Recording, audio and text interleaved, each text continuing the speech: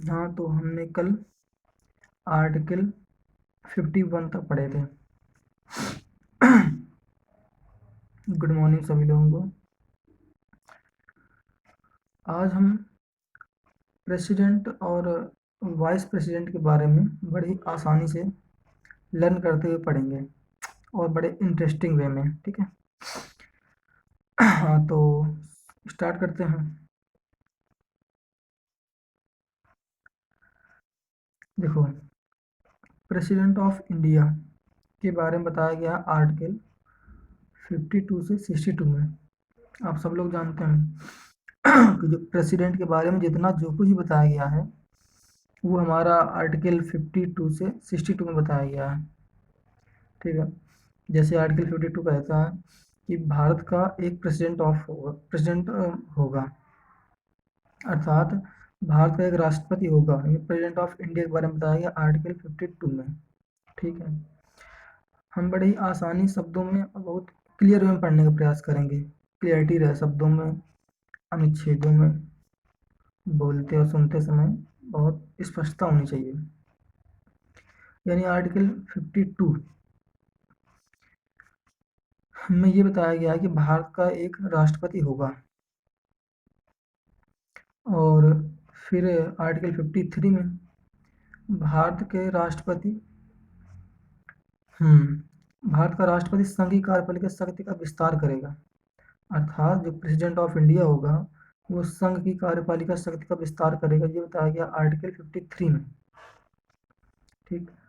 Article 54 में है, article 54 में राष्ट्रपति निर्वाचन बताया गया है कि राष्ट्रपति किस प्रकार से निर्वाचित होगा। आर्टिकल 55 में क्या है, निर्वाचन की रीति क्या होगी। देखो, 54 निर्वाचन हो गया कि राष्ट्रपति किस प्रकार से निर्वाचित होगा, और आर्टिकल 55 में है राष्ट्रपति निर्वाचन की रीति, किस प्रकार से प्रेसिडेंट ऑफ इंडिया चुना जाएगा। ये 55 में बताया गया है। यानी आर्टिकल 54 में बताया गया कि राष्ट्रपति निर्वाचन की रीति, 55 में बताया गया है कि राष्ट्रपति के निर्वाचन की रीति बारे में बताया गया है। आर्टिकल 56 में क्या है, राष्ट्रपति की पदावधि है। टाइम पीरियोडिक बारे में बताया गया है कि राष्ट्रपति की टाइम क्या होगी, कितने टाइम तक वो प्रेसिडेंट ऑफ इंडिया रह सकता है। ये आर्टिकल बताया गया है 56 में। फिर आर्टिकल 57 बहुत इंपॉर्टेंट है।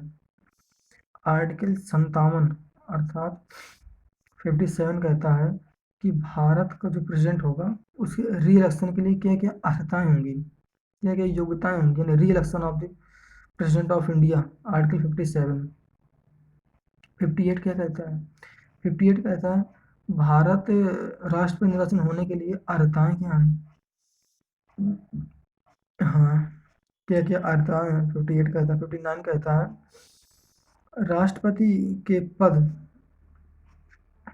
पद के लिए शर्तें, अर्थात जो प्रेसिडेंट ऑफ इंडिया होगा वह किसी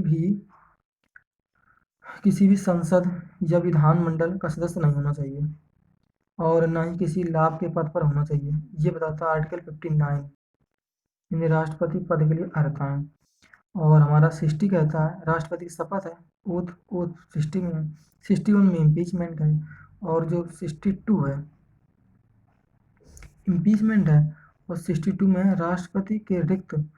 हाँ, आर्टिकल 62 कहता है कि यदि यदि हमारा प्रेसिडेंट ऑफ इंडिया अपने कार्यकाल के दौरान उसकी डेथ हो जाती है, कोई प्रॉब्लम हो जाती है, तो वाइस प्रेसिडेंट जितने समय तक टाइम बचा है उतने समय तक वो राष्ट्रपति की हैसियत से कार्य करेगा।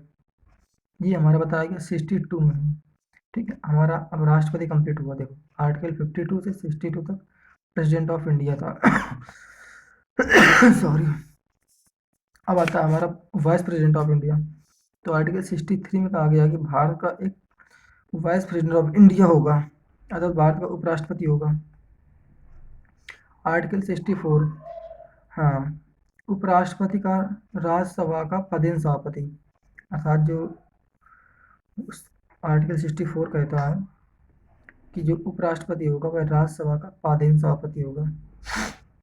आर्टिकल 65 ये कहता है कि राष्ट्रपति के पद में आकस्मिक रीति के दौरान उसकी अनुपस्थिति में उपराष्ट्रपति राष्ट्रपति हैसियत से वर्क करेगा, ये आर्टिकल 65 कहता है।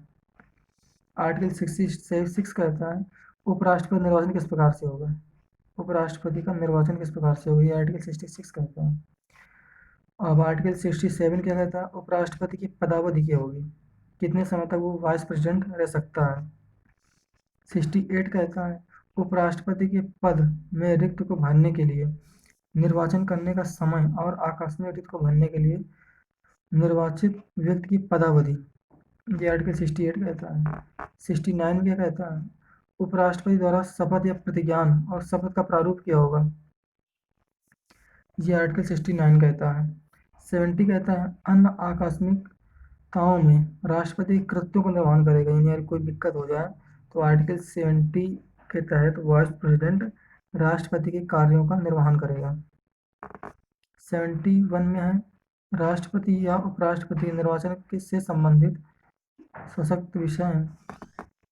अब आर्टिकल 72 बहुत इंपॉर्टेंट है, क्षमादान की शक्ति है वाइस प्रेसिडेंट की, वाइस प्रेसिडेंट ऑफ इंडिया की क्षमादान की शक्ति के बारे में बताया गया है कि वे कुछ मामलों में दंडावेशन के निलंबन, परिहास, लघुकरण राष्ट्रपति की शक्ति से कर सकता है। तो ये कंप्लीट हुआ हमारा आज प्रेसिडेंट एंड वाइस प्रेसिडेंट।